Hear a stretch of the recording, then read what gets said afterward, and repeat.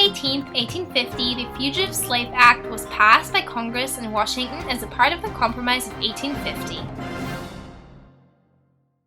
Unlike the first Fugitive Slave Act, passed in 1793, this law was to be more strictly enforced, including penalties such as half a year of imprisonment for any person assisting in the escape of a slave and a $1,000 fee for any person granting shelter or food. Although this upset many Northerners, in an attempt to appease the South from seceding from the Union, this act had to be included in the Compromise of 1850. The reason for the compromise was that the United States was now facing a series of issues regarding slavery.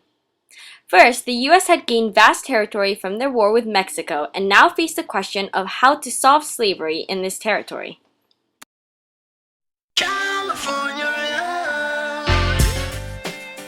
California had petitioned to enter the U.S. as a free state, which would break the equal balance of slave versus free states that was maintained since the Missouri Compromise.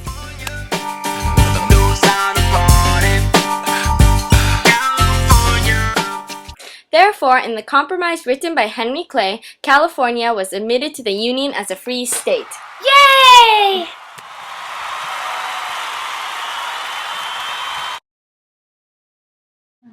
In exchange, the South was guaranteed that no federal restriction on slavery would be placed on Utah or New Mexico.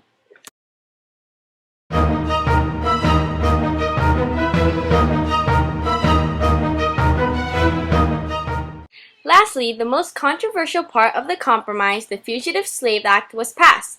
This act required Northerners to return runaway slaves to their owners in the South under the penalty of law. Not only did this destroy the chance for slaves to make a living in the North, but it threatened the safety of all black men, both slave and free. This was because to the white people it didn't matter if you were free or a slave. As long as you were black, they had the right to send you back to the South.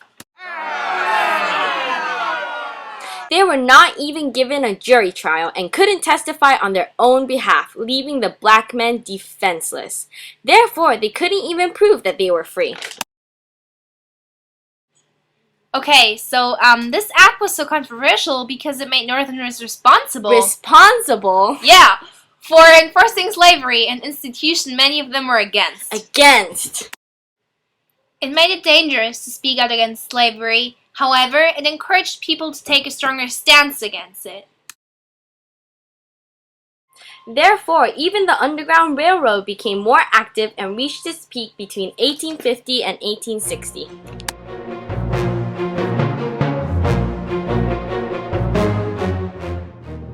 This act also generated a great feeling of resentment because Northerners thought the law was unfair. In the end, the Northerners refused to enforce it, and the obvious violation of the Fugitive Slave Act set the scene for the conflicts leading up to the Civil War.